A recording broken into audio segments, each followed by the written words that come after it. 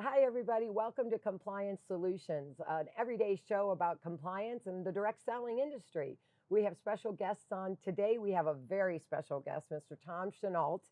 He is here with us live in Las Vegas, Nevada. We're so excited to have you, Tom. Welcome. I am so happy to be here. And your man, Joseph Martin, I mean, what a professional operation you've got. I would have never, how many office buildings have a swimming pool? You are unbelievable, Donna. I'm very envious. Oh, thank you very much. I'm sure you have a nice spread where you're at in Colorado. I'm doing okay. You're doing okay. Good. Well, let's jump in. The Great Rememberer. That's Tell us me. where that came from. Because I've only got one thing really going for me, and that is I remember everybody, everything forever. So people in my phone, and there's 15,000 of them. I've got a little story about all 15,000 of them. Wow. And I have made a career of being a rememberer, so I thought I might as well grab that moniker when I could. We're going to get you the t-shirt. Yeah, the Great Rememberer. That would be awesome. That would be great. And the reason that you have all these people in your phone is because of contact mapping. Yeah, I so have talk to us about that. Little company that is totally set up on remembering people. And, you know, if I were to walk up to you, the biggest problem in network marketing is the old proverbial FU, follow-up. Oh, okay. not what you thought. Okay. People hate following up. They love to be, look at everything. We don't ever want anybody to follow us up. We want them to remember us.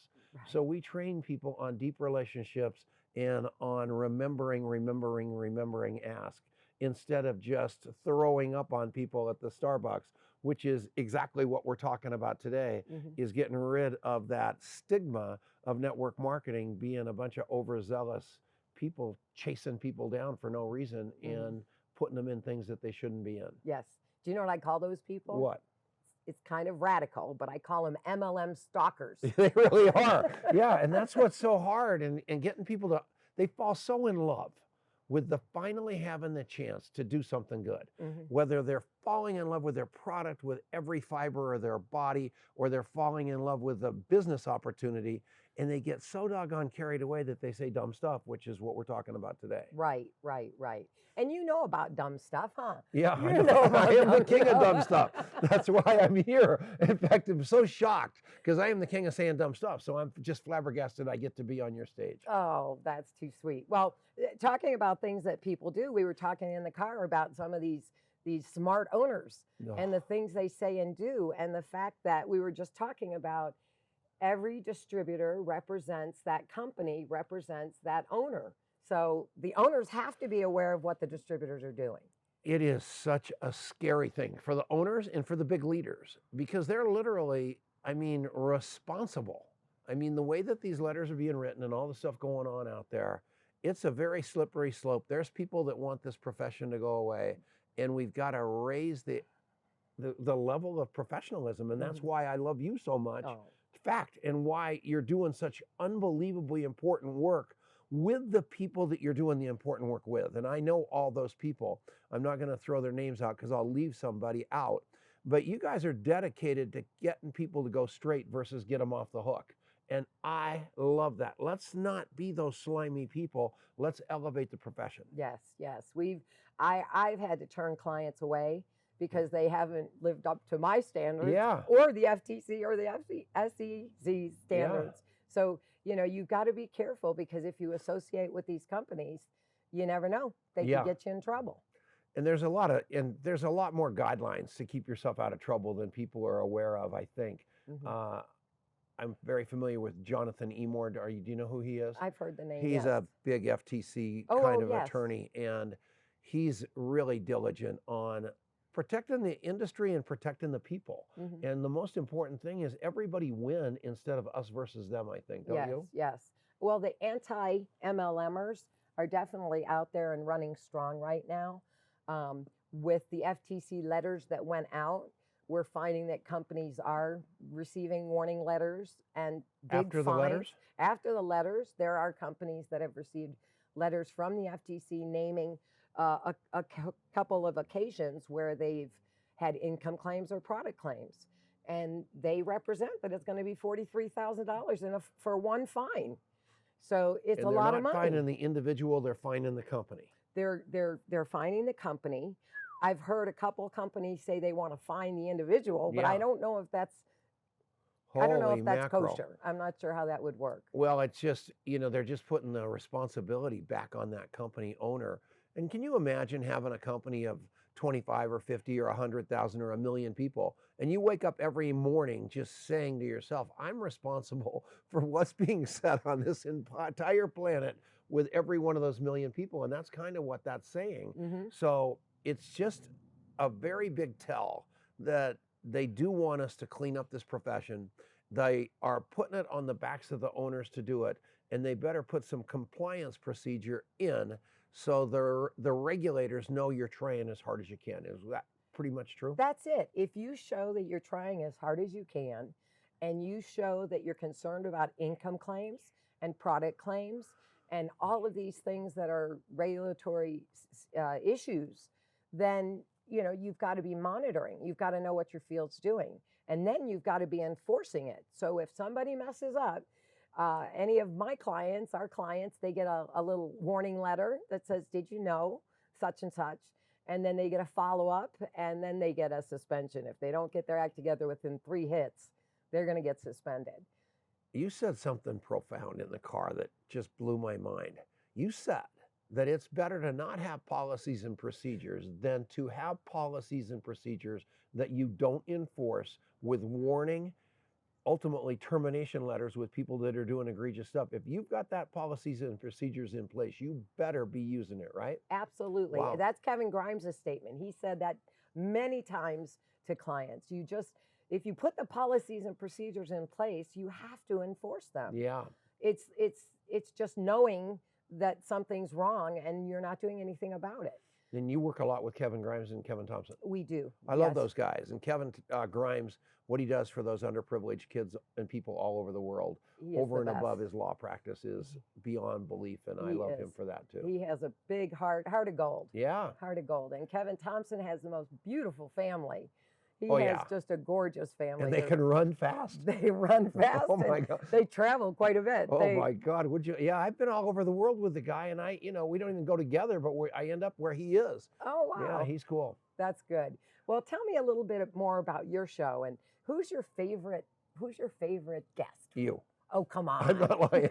So here's the deal. Well, maybe it was, I really like Mark Victor Hansen. Oh, I had never met him in person. Oh, I got to get you together with him. And the reason I love him is because he's the same guy to your face that he is behind your back.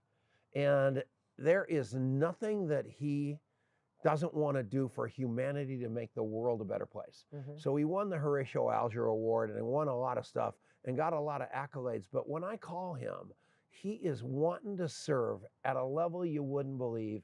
And most of those guys are kind of 50% into it, kind of what's in it for me. Yeah. Mark Victor Hansen is all about what's in it for us.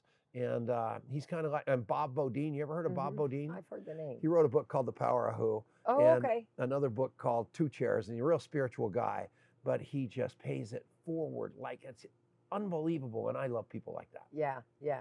Speaking of spirituality, you've got quite the rock.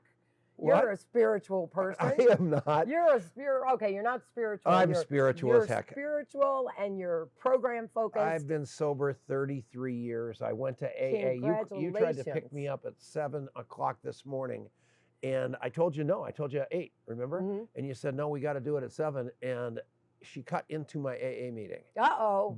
And I did that for Donna, but that's like non-negotiable time for me because it is where I check in with God every day. So I am really, I try to help alcoholics, but I go there also to really help myself, not take myself too seriously, and not think I'm half as hip, slick and cool as my paycheck's trying to tell me I am. And so there's I thought that was a mouse. It's a dog. Thank God. No, this is our Pick little, him up this is our little morale officer. Oh my gosh. This is Ladybug. And she's our little morale officer. Oh my, that's the most beautiful She's 7 thing. pounds. Yeah? She's a miniature schnauzer, miniature poodle. Hi, how are you? She won't bite you, she'll lick you. I am very excited about that. And it's such a tiny dog. It's unbelievable. She's a little thing, but she's my love of my life. So I was just trying like to a help kid. this lady get sober about 20 years ago. Uh-huh. And the dog was just like this. And she said, Tom, would you like a cup of tea? And she was drunk, like 100. And I said, yeah, I'd love a cup of tea. She said, would you watch my dog just like this? I go, I'd be happy to. And so she hands me this dog. And like I'm petrified. This is like Monty Python right now. I am petrified. She walks out of the room and that dog jumped out of my hands and locked into my face. And he was literally hanging from my face. Oh, and I no. walk and I go, bam, and I heave the dog across the room. And she comes running in and goes, what did you do to my dog? And we're both crying. Oh It was my unbelievable. gosh. So I know this is great for this show. And I don't think that's a compliance problem, but that happened. So, yeah. She helps me with all my compliance problems. I bet. She does. She's my I angel. love this dog, and I don't think it's going to bite me. No, it won't bite you. That's Ladybug. Ladybug, she. Ladybug. Unbelievable. So tell us now, your favorite was Mark Victor Hansen. Yeah. What happened on your show that just like floored you at any time? I know I've had a couple little faux pas, but I've only done a few shows. You've got a lot of shows. Oh, under during your the belt. show, yeah. Well, I try not to do an infomercial, Mm-hmm. so people can get really mad at me. And my day job used to be 3 hours of talk radio every day live, Oh. where I looked down on the stock market like a football game. Okay. So I would interview these really crazy people like, you know, Maria Barolomo and Trump and Kramer and Jordan Belfort, people like that. Wow. And what comes into my brain comes out of my mouth, just like that story in the middle of the show that shouldn't have happened. But it comes out of my mouth when I think about it. And as a result of that, I would ask these people questions and they would get so mad. They'd be screaming at their producer and their booker and going, why am I on the radio with this guy? So that happens to me a lot because usually I'm trying to be honest and good in the questioning versus patronizing. Yeah. So people like Jordan Belfort, you know, the Wolf of Wall Street, Yeah, the Wolf of Wall Street. he and I had a heck of a battle because I just could not believe that he got out of jail and wasn't committed for the rest of his life, supposedly so spiritual and caring that he wasn't trying to pay restitution to all those people that he hooked in the stock business. Oh no. So I just got after him and he didn't like it and I didn't like it and it was great radio. Oh my gosh. Yeah. Did so you enjoy doing the radio? You like that? I'm good at it because Put her down. I'm a good interrogator. Uh-huh. And I like that about me. I remember that about being on your show. You Yeah. dig. Yeah, I'm You not like afraid to to ask dig. you the tough questions. Yeah. and Okay, so what's a tough question for you? What would be a tough question that I could ask? If you were to ask me why I hesitated to be on this show, would be a smart question to ask me. Okay, why would you hesitate to be on the show? Because I've been in this business for over 20 years, 30 years, and I've said a lot of things on video and on tape. And should your show be a target because you guys are a very, very visible thing, are they going to go grab a bunch of clips from me and make me look dumb out there in the world? That's in the back of my mind. So you'd say, "What? Well, did you say that stuff, Tom?" And I'd say, "You know, I do live radio and live video every day, so I'm bound to be able to be trapped into saying something stupid over that amount of time." So that would worry me a little bit because I believe that in the environment we're in right now, if they want you, they're going to get you. Yes. And what I want to make sure, if you're watching, is that I'm on your side. Right. I want all of us to get along together. Now, the haters, they're out there and they're not going to like anybody. But I truly believe that the goodness of the FTC, the FDA, the SEC, all those people, they're trying to take the bad apples out of this space. Mm-hmm. And they don't want to put targets on guys like me, even though I'm kind of visible because I've been around and I'm so old and I've been done okay. They want to put the targets on those people out there that are really leading the sheep to slaughter. Mm-hmm. And I don't understand why they're so completely obsessed with health and nutrition when they're not going after these people with these Bitcoin and the cyber stuff and all the stuff that is really crazy out there. Yeah, yeah. I'm on a couple threads that what is on those threads is so egregious, I literally can't believe my eyes. Oh no. And it's like nobody believes that anybody's ever going to be able to see that stuff. Yeah, they watch. They watch Oh threads. my goodness gracious. Yes. I'll never forget when I got audited about 10 years ago. And I got done with the audit and the IRS agent stuck his hand out. And I said, well, very nice.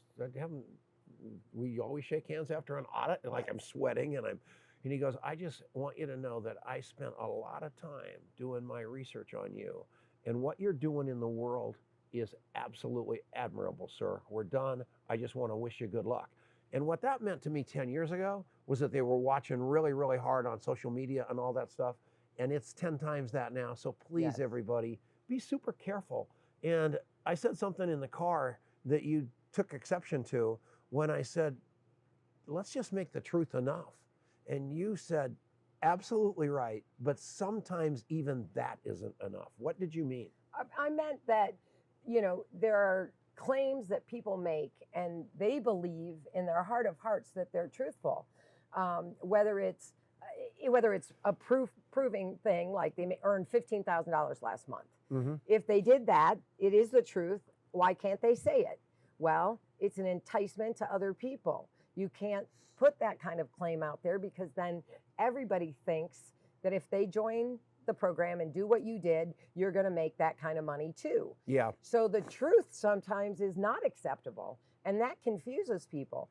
Then when you put it in a product vein, when somebody's had a miraculous experience and they've taken a product and maybe at the same time they got better with some kind of a disease, whether it's arthritis or whatever, and they believe in their heart that product did that.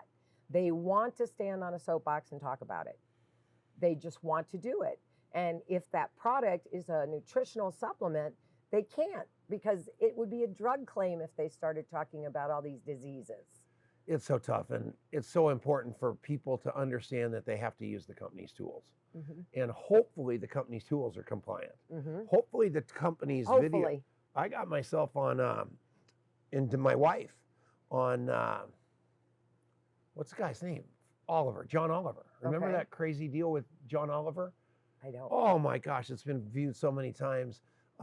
Basically what they did was they made a video and he went after network marketing, and they grabbed my wife from a company produced video telling some stories, and they clipped her out saying some stuff and really spun it against her and made her look like a blithering idiot. Mm-hmm. And you know, they can do that, and it's embarrassing and it's hard, and you never ever live that down. Yeah. And the name of the game for everybody, you know, I have a decent car and I have a decent house and I never ever stand in front of my house and take a picture and then correlate that to my business. Yeah. It's always my house and then my business is over here. Right. And I guess and they tell me that that's the way that I can not get myself in trouble for making a claim. Mm-hmm. Because if you stand, even if it's true, in front of your house and say, look what my company gave me or I earned. Right. They don't even like that because Joe Blow might not be able to make it. Right. So I make them separate and distinct at the advice of the people trying to advise me on how to